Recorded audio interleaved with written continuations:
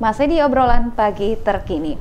Pak Haris, terkait dengan biasanya kan pernah terjadi kerusakan ya, dan kemudian dilakukan perbaikan. Saat ini terjadi peningkatan, misalkan terjadi kerusakan, sejam kemudian itu sudah dilakukan pemulihan.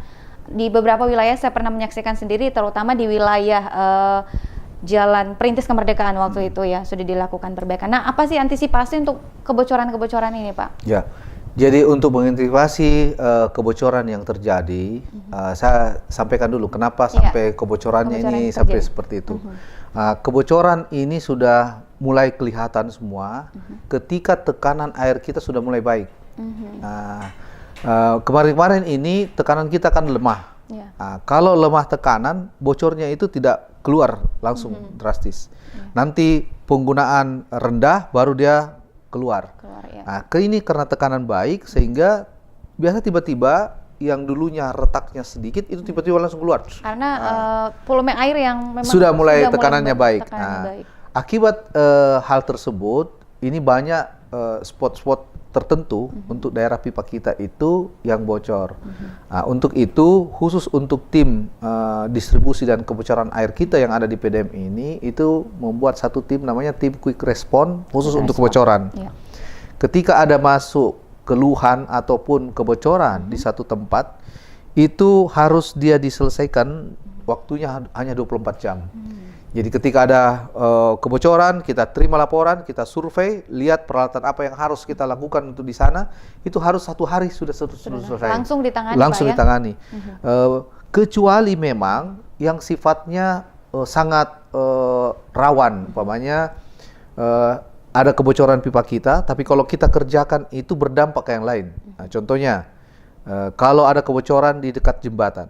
Kalau ada kebocoran di dekat jembatan berarti kita harus melihat apakah kalau kita menggali pipa kita ini untuk menangani kebocoran tidak berpengaruh pada jembatan. Nah, itu. Ada beberapa tempat yang seperti itu. Nah, belum lagi kendala kalau itu dia di atas 24 jam, khususnya berkaitan dengan izin. Apabila ada kebocoran di tengah jalan, ini yang sering terjadi itu di sekitar daerah Bung, di tengah jalan, itu kan arus lalu lintas sangat padat. Dulu pipa kita itu adalah di pinggir jalan, tapi karena pelebaran jalan, pipanya kita harus di tengah jalan. Kalau ini mau digali, itu menghambat di proses lalu lintas. Belum lagi izin yang harus kita sampaikan ke pihak balai provinsi ataupun pusat. Karena setiap penggalian itu harus ada izin. Bayangkan kalau ada kebocoran, masyarakat sampaikan, biasanya itu masyarakat bilang, kenapa ini PDAM lambat? Tidak mengatasi kebocoran, di daerah jalan yang begini yang kelihatan. Kenapa seperti itu? Karena kita harus melakukan koordinasi, minta izin untuk penggalian jalan. Kalau kita tidak minta izin, itu pasti kita ditegur. Dan ini yang seharusnya diketahui oleh masyarakat, bahwa untuk melakukan perbaikan tidak semudah dengan pikiran masyarakat atau orang-orang yang melintas di jalan pada saat sebenarnya itu. PDM itu mau sekali segera untuk memperbaiki, karena ini kan kerugian bagi PDM. Karena selain itu kita sudah produksi, membutuhkan biaya. Yang kedua, kita tidak mendapatkan manfaat dalam hal kan masyarakat tidak terlayani, otomatis meternya tidak berputar, tidak memberi income bagi PDM. Yang ada pengeluaran, Pak. Pengeluaran yang ada, betul. Makanya itu kita mau segera sebenarnya. Tapi ya itu kendala-kendala itu yang harus kita hadapi. Tapi memang sekarang kami sudah pernah membicarakan ini dengan pihak balai dan akan disampaikan oleh pihak balai. Apabila sudah ada penyampaian dalam waktu tertentu tidak ada respon, tetap kita harus turun untuk menggali. Karena kita takut jangan sampai ini dinyatakan bahwa melakukan PDM itu melakukan pembiaran terhadap kebocoran air yang ada di Kota Makassar, begitu. Nah, itu kebocoran kita. Kebocoran secara teknis itu ternyata dibarengi juga dengan kebocoran non teknis. Nah, kebocoran non teknis itu seperti apa? Banyaknya pencurian, begitu. Ya, ini yang menjadi masalah, Pak. Kebanyakan itu pencurian kalau kita lihat dari perkembangannya, rata-rata memang yang penggunaan airnya itu sangat tinggi. Contohnya rumah-rumah kos, daerah-daerah perumahan yang jalurnya satu, sama yang pemakaian airnya besar, gitu. Skala tapi perusahaan memang mungkin, Pak? Skala perusahaan atau hotel? Ya, ada juga seperti itu. Cuma memang kita tetap harus ketika itu kita curigai. Jadi ini juga saya harus sampaikan kepada masyarakat bahwa kalau saudara siapa saja yang mencuri, pasti pihak PDM itu tahu gitu. Tidak perlu datang ke rumah saja, bisa kita tahu dari data yang ada setiap kali kita bertransaksi maupun debit air yang kita keluarkan. Kita tahu betul bahwa daerah ini kita punya kebocoran sebesar begini tingginya. Dari situ bisa kita lihat siapa yang mempunyai pembayaran yang tidak sesuai dengan kelas yang ada, pasti kita tahu bahwa di sini kita curigai untuk kebocoran. Patut dicurigai memang, patut Pak, ya, dicurigai. karena Ya, rata-rata ketika kita patut curigai, kita bongkar meternya, pasti yang ada adalah TSUK atau dia memotong di bawah meter kita. Ini yang paling banyak terjadi, Paling Pak, ya, banyak di Kota terjadi, Makassar. iya. Kalau saat ini sejauh mana, Pak, untuk penanganan terkait hal itu, tingkat kebocoran atau pencurian air yang dilakukan? Sekarang ini di 5 wilayah ada tim kebocoran. Ada tim, Pak, ya, ada tim yang memang kerjanya itu hanya berputar mencari orang yang mencuri air. Ya, dan itu luar biasa.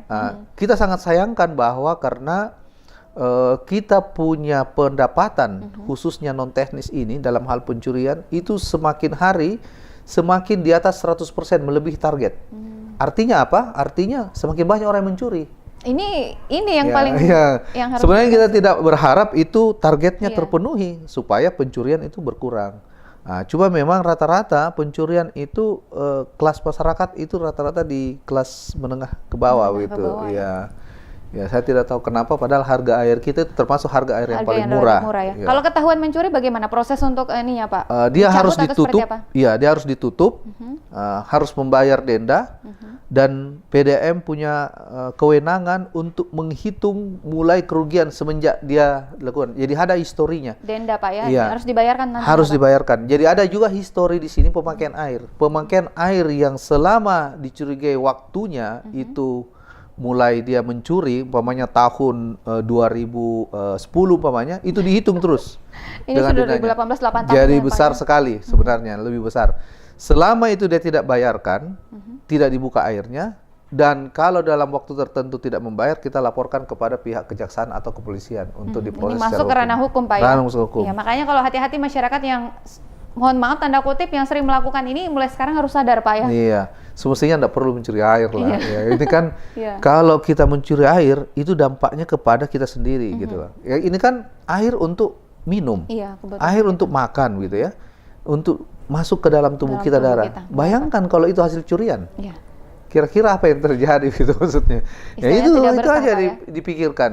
Kita tidak menakut-nakuti, tapi itu berdampak buruk kepada kehidupan kita. Nah, Ya, inilah kita kan orang yang beriman Iya. dan segala macam kan pasti tahu tentang hal itu.